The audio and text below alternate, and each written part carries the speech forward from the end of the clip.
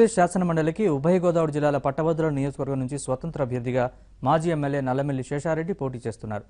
MLC ఎన్నికల్లో సమర్థులు, నీతిమంతులు ఎన్నుకోవాలని కోరుతున్న నల్లమిల్లి శేషారెడ్డితో ముఖాముఖిని ఇప్పుడు చూద్దాం.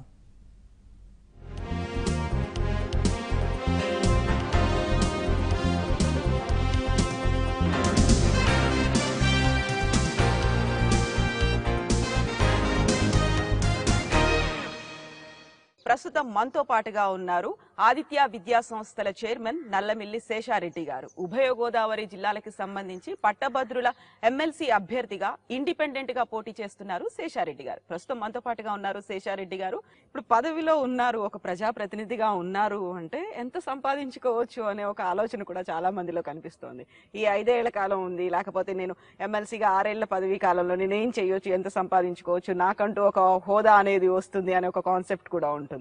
సో ఇప్పుడు ప్రజలుగా ఎలా ఆలోచిస్తున్నారో కొంతమంది నాయకులుగా కూడా అదే ఆలోచన అనేది కనిపిస్తుంది. అది రాంగ్, ఇలా కాదు అనేది పర్టికులర్ గా ప్రతి ఒక్కరిలోనూ కనిపిస్తుంది. ఇప్పుడు మనం ఏ ఒక్క పర్సన్ ని పట్టుకుని ఆలోచించాల్సిన అవసరం లేకుండా సొసైటీ అంతా అలా ఆలోచించేలాగా తయారైంది.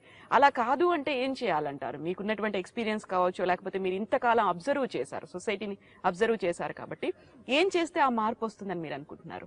సరే, మీకు ఎందుక చెప్పాను, నేను 2 సంవత్సరాలు ఎమ్మెల్సీగా చేశాను, 5 years ఎమ్మెల్యేగా చేశాను, 7 సంవత్సరాలు రాజకీయాల్లో ఉన్నాను. నేను రాజకీయాలకు వెళ్ళేటప్పుడు ఒట్టు పెట్టుకు రాజకీయాల్లోకి వెళ్ళా. అంటే నేను ఎటువంటి ప్రత్యక్షంగా పరోక్షంగా రాజకీయ లబ్ధి పొందకూడదు, నా మీద నేను ఒట్టు పెట్టుకు రాజకీయాల్లోకి వెళ్ళా. నా 7 సంవత్సరాల రాజకీయ చరిత్రలో మీరు నా నియోజకవర్గం 2 లక్షల జనాభాలో ఏ ఒక్కడైనా శేషారెడ్డి అవినీతి పరుడు, శేషారెడ్డి ఈ యొక్క లబ్ధి పొందుడు అనమానండి, నేను జీవితాన్ని ముగించుకుంటా.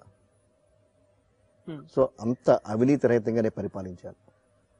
అలాగే ఉండాలని కోరుకున్నా, అలాగే ఉంటాను.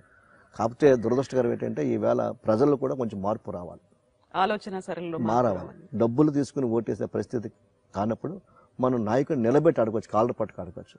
మనం ఏ రోజైతే డబ్బులు తీసుకుని ఓటేస్తున్నామో మనం అడిగేటువంటి శక్తి మనం కోల్పోతున్నాం. ఈవేళ ఒక్కొక్క ఎమ్మెల్యేకి ఇన్ని కోట్ల రూపాయలు ఖర్చు పెడుతున్నారు, చాలా బాధాకర విషయం. ఎందుకంటే దాని మీద ఎక్కువ నేను మాట్లాడలేను. ఇప్పుడు పర్టికులర్ గా సిపిఎస్ గురించినటువంటి చర్చ చాలా ఎక్కువగా జరుగుతుంది ప్రతి ఒక్కరిలోనూ. సిపిఎస్ చర్చ, దానికి సంబంధించి మీకున్నటువంటి ఐడియా ఏంటి sir? Yes madam, contributory pension scheme అని కొత్తగా వచ్చింది. అంతకుముందు గవర్నమెంట్ ప్రతి ఉద్యోగి కూడా పెన్షన్ ఉండేది. రిటైర్ అయిన తర్వాత వాళ్ళకి 25,000, 50,000, 40,000, 70,000 పెన్షన్ వచ్చేది. సో అంటే వాళ్ళకి ఒక భద్రత, అంటే జీవితానికి ఒక భద్రత. రిటైర్ అయిపోయిన తర్వాత నన్ను కొడుకులు చూసినా చూడకపోయినా నేను ఈ భద్రతతోనే బతకొచ్చినటువంటి ఒక భరోసా ఆ రోజు. అంటే నకరాన అని చెప్పేసి ఒక ఉద్యమవేత్త పెన్షన్ కోసం ఆయన చాలా త్యాగాలు చేస్తాడు, ప్రయత్నం చేస్తాడు. ఆయన ఉద్యమం వల్ల సక్సెస్ఫుల్గా జస్టిస్ చంద్రచౌడ్ గారి యొక్క జడ్జిమెంట్ తోటి ఈ యొక్క పెన్షన్ స్కీమ్ ప్రారంభించబడింది. ఈవేళ మన ప్రభుత్వం ఏం చేస్తుందంటే పెన్షన్ వల్ల బర్డెన్ ఎక్కువైపోతుంది కాబట్టి పెన్షన్లు తొలగిస్తున్నాము అని కాంట్రిబ్యూటరీ పెన్షన్ స్కీమ్ పెట్టారు. సో అది అందరూ కూడా ఆ రోజు బాగుంటుందేమో అనుకున్నారు. కానీ యాక్చువల్గా వస్తువులకు మొన్ననే ఒక అతను మన కాకినాడలోనే ఒక ఆయన చనిపోయాడు. 10 సంవత్సరాలు సర్వీస్ చేశాడు. ఆయనకు వచ్చే పెన్షన్ 2,000 రూపాయలు. భార్య ఏ విధంగా 2,000 రూపాయలతో బతుకుతుందండి? పిల్లలు ఏ విధంగా చదివించుకుంటారండి? ఎంత హృదయ విధాకరం అండి. సో కాబట్టి తప్పనిసరిగా పెన్షన్ అది ఉండి తీరాలి. అది ఎంచేతంటే ఒక ప్రభుత్వ ఉద్యోగి ఉద్యోగం కోసం అనేక సంవత్సరాలు కష్టపడి ప్రయత్నం చేస్తాడు, అనేక సంవత్సరాలు పోటీ పడతాడు, లక్షల మందితో పోటీ పడితే ఉద్యోగం వస్తుంది. ఆ ఉద్యోగం వచ్చిన తర్వాత ప్రభుత్వ ఉద్యోగం అంటే రకరకాల ట్రాన్స్ఫర్స్ మీకు ఉంటాయి, రకరకాల ప్రెజర్స్ ఉంటాయి. ఇవన్నీ ఎందుకు భరిస్తాడంటే పెన్షన్ కోసం. ఈవేళ పెన్షన్ లేదు, నువ్వు నా దగ్గర 30 సంవత్సరాలు పనిచేసావు, నీకు జీతం ఇచ్చాను, నువ్వు నీ బతుకు బతుకు అంటే ఒక ఆవు పాలు ఇస్తుంది. పాలు ఇచ్చినంతకాలం ఆవుని దగ్గర పెట్టుకుని పాలు ఇవ్వటం మానేసిన తర్వాత ఆవుని బయటికి గోవర్సాలకు పంపించేస్తే ఎంత తప్పో పెన్షన్ స్కీమ్ రద్దు చేయడం కూడా అంతే తప్పు. కాబట్టి ఈ విషయంలో నేను ముందున్నాను. నేను ఈ యొక్క భారతదేశ చరిత్రలో ఏ ఒక్క రాజకీయ నాయకుడు, ఏ ఒక్క మాజీ ఎమ్మెల్యే, మాజీ ఎంపీ చేయని పని నేను చేశాను. నా యొక్క పెన్షన్ రిజెక్ట్ చేశాను. నా pension I'm not taking now. నేను లెటర్ చెప్పాను, పంపించాను. సో నా యొక్క ప్రభుత్వ ఉద్యోగులు పెన్షన్ ఇచ్చే వరకు కూడా నేను పెన్షన్ తీసుకోను అని రిజెక్ట్ చేయడం జరిగింది. నేనే కాదు, అందరి ఎమ్మెల్యేస్కి, మాజీ ఎమ్మెల్యేస్కి లెటర్ కూడా రాశాను, దయవించి మీరు కూడా పెన్షన్ రిజెక్ట్ చేయండి. కాబట్టి తప్పనిసరిగా ఈ యొక్క పెన్షన్ రద్దు అయ్యే వరకు, స్కీము ఓపీఎస్ వచ్చే వరకు నేను వారికి సపోర్ట్గా నిలుస్తాను, పోరాడతాను. అవసరమైతే ఆమె నిరాశ అయినా కూడా నేను సిద్ధంగా ఉన్నాను. కాబట్టి ఇది నా ఫస్ట్ గోల్. తప్పనిసరిగా నేను ఈ సిపిఎస్ కోసం రద్దు కోసం ప్రయత్నం చేస్తాను. Yes sir. ఇప్పుడు మనకి ఎమ్మెల్యే ఎంపీ ఎలక్షన్స్ కి సంబంధించినటువంటి నోటిఫికేషన్ కూడా వచ్చింది. అండ్ ఇప్పుడు కూడా 22nd కి ఎమ్మెల్సీ ఎన్నికలు ఉన్నాయి. చాలా తక్కువ సమయమే ఉంది.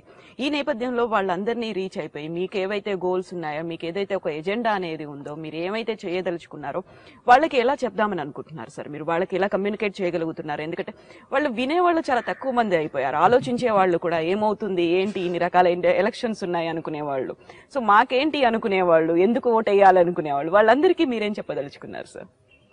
నా పాంప్లెట్ చదివితే వాళ్ళు పూర్తిగా అర్థమవుతుంది. నా భావాలు, నా ఆలోచనలు, నా ఆశయాలు, నా లక్ష్యాలు అర్థమవుతాయి. కానీ మీరు చెప్పిన పేపర్ చదివే వాళ్ళు లేరు, పాంప్లెట్ చదివే వాళ్ళు లేరు. కానీ అట్లీస్ట్ మీలా టీవీ మీడియా ద్వారా సరే ఐ రిక్వెస్ట్, మీరు ప్రతి క్యాండిడేట్ని ఇలాగ ఇంటర్వ్యూ చేయండి. ప్రతి క్యాండిడేట్ అభిప్రాయాలు తెలియనివ్వండి ప్రజలకి. సో సోషల్ మీడియా ద్వారా కూడా చాలా ఉపయోగపడుతుంది. అంటే నేనంటూ తెలియని వ్యక్తులు చాలా తక్కువ మంది, కనీసం 60-80% పీపుల్కి నేను తెలుసు ఈస్ట్ ఉభయ గోదావరి జిల్లాలో, ఒక విద్యావేత్తగా, ఒక ఎమ్మెల్యేగా, ఎమ్మెల్సీగా. కాబట్టి ప్రజలు నా భావాన్ని నమ్ముతారు. సో డెఫినెట్గా నాకు ఆశయాలన్నీ కూడా వాళ్ళకి తెలియజేస్తున్నాను, ప్రయత్నం చేస్తున్నాను. But I believe that they will vote for me. So ఇప్పుడు రాజకీయాలకు సంబంధించినటువంటి మార్పు అనేది ఎలా వస్తుంది సార్? ఇక్కడ పార్టీల పరంగా రావాలంటారా, నాయకుల పరంగా రావాలంటారా, లేకుంటే ఓటర్లుగా వాళ్ళలో మార్పు అనేది రావాల్సింది ఉందంటారా? దానికి సంబంధించి ఏం చేయాలంటారు సార్ మీరు? పోల్ పర్సెంటేజ్ పెరగాలి, ఓటు నా ఆయుధము అనేది దాన్ని కూడా వాళ్ళ ఆలోచనలో తీసుకురావాల్సినటువంటి అవసరం ఉంది. దానికోసం ఎలాంటి మార్పు వస్తే బాగుంటుంది అనుకుంటున్నారు మీరు? ఇది ఎలా ఉందంటే మేడం,